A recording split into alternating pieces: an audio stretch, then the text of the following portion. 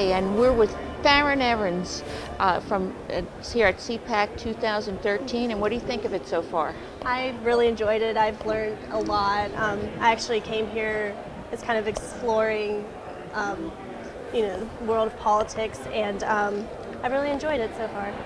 Have you learned anything, or? I guess I've been recently kind of trying to decide my political ideologies, and listening to all the great speakers here, I've been able to solidify some, and I've been open to other opinions, and it's really helped me. Who's your favorite? I really enjoyed Marco Rubio. Okay. He is very personable, and he really appealed to me in his speech. I think he's an excellent speaker. So you've been here since Thursday then, today, okay. And so how's the nightlife here? Well, it's great. It's a great networking opportunity, I suppose. You see everybody in their professional, their best professional attire here, and talking politics. But then you can go and explore National Harbor and talk politics in a different atmosphere. And I've met a lot of other college Republicans from across the country, and it's been. When you graduate, do you plan on running for office? Because some of the college Republicans, that's what they're... Well, it's definitely a consideration of mine for the future. Okay. I'm going to law school, so I'm going to pursue probably private sector first, and then look maybe in the future pursuing. Do you have any particular area of law that you are interested? Well, I'm an engineering major at Tech, so I am actually looking at intellectual property and patent law. It's my direction right now, and Georgia State, where I'm attending, has a great intellectual property program, and I'm really excited to see how I can use my engineering degree and correlate it with law. So let's talk about the speakers for a minute. And when you were listening, I'm sure you heard some of the issues. Right. Okay. And one of them, of course, I mentioned this in the past, is the national debt. Okay, and it's a concerning issue, only because somewhere along the way somebody has to pay the piper. Okay, and right now it's being passed to you.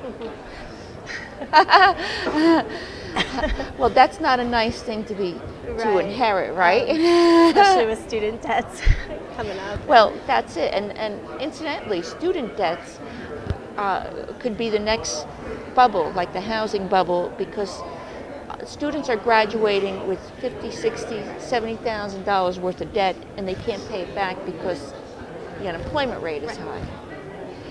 So let's talk about that a little bit. You mentioned in a previous show that the unemployment rate probably stands around 17% if you include all of the people who have run out of their benefits and those who are partially employed. And so you guys are going to graduate and there's going to be nothing. Okay, and in the meantime there's people at the age of 50 who've been let go, and they're also trying to look for a job. So what's your opinion on that? Well, it's definitely a complicated one. I don't think that what's going on in Washington is moving us in a direction that there will be more jobs. It scares me, because 3 years from now I'll be graduating from law school. I will be graduating with tons of other lawyers. Everybody's going to be on the same level. Everybody's going to be just as qualified, and we're going to be competing for that many jobs. And it's frightening. I can't say I would have a plan for it or anything, but coming from a student standpoint, it's definitely an issue that. Right. If I was a student and this was happening to me, I mean, of course, students, many of them are in elected positions, but I would probably consider running for an office and starting to make some changes within my local government. Well, yeah, I hope that I can maybe build my way up to a bigger office, say Senate. I think it starts at a local level. I think that I'm going to have to get involved in my community. Definitely being a lawyer, I'm going to meet a ton of people, and I think I'm really interested in being involved, making a difference. Being here has opened my eyes to the corruption that's happening in government. Right. And I can't just stand back and see that. Right, we can't just stand back anymore and let it go. Now, let me ask you this. I deal with a lot of professors, okay, and I know for a fact that they lean left. And especially, when you're on campus and you're teaching a course, especially in the humanities area, they lean left. Have you experienced like a professor who has imposed his views a little bit in some way? I haven't really experienced anybody imposing views per se at Georgia Tech. I would say it's a pretty conservative campus, but there are student groups on campus that will come and table on our main square, and and that's it's hard seeing that, but at the same time, I'd like to hear other people's views to further validate mine.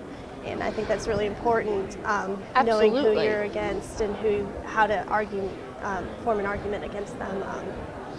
But let's continue, and we'll talk about another issue, which is gun control. Okay, and in the Senate now we have a bill coming by, and basically it wants to not necessarily prohibit somebody from buying a gun or purchasing, but make it more difficult. Okay, and yes, we had a tragedy in the past, the Newton school shooting, definitely a tragedy. But is that the way to solve the problem, what the government is doing? I don't think the government should be limiting freedoms of the American people. I think that is another sign of big government, and I don't think that's right. The people should not be, I think, well, we have this huge issue in Georgia actually with carrying guns on campus if you're 21. And it's a controversial issue, yes, but at the same time, limiting people's freedom is never the best option. Absolutely. And I think it's a Second Amendment right to own a gun. I don't think it's going to stop people from owning guns. People can still obtain them illegally. And just because we had a tragedy, that was one person. That's not the entire American people, and I don't agree with it. Right. And recently, there was a case in which a journalist, Gracia Mator, who exposed those who own guns in part of New York there. She published it in a newspaper called the Journal. Okay.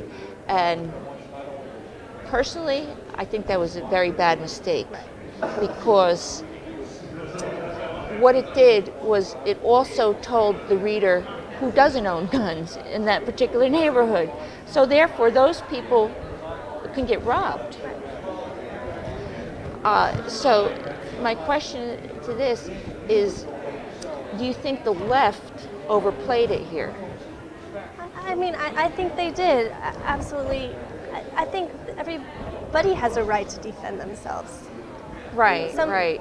I mean, living in Atlanta, it's not actually the safest area I've ever been to. And, if I was raising a family there, I'd want to be able to have some way of defending myself if my house were to be broken into, if someone was threatening me and my property. I think, absolutely, I think you should be able to have that protection.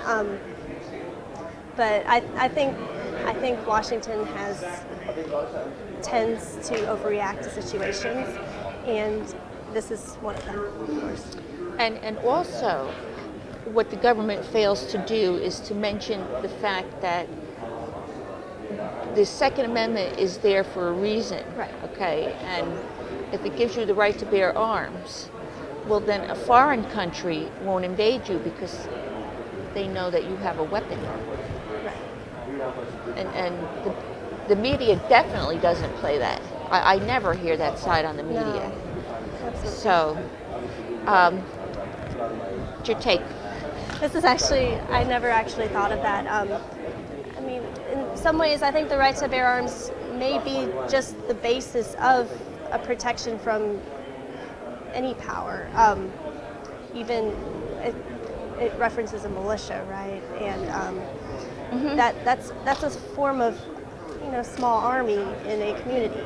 And you know, if we do have a military, and they protect us from foreign invaders. And, Right.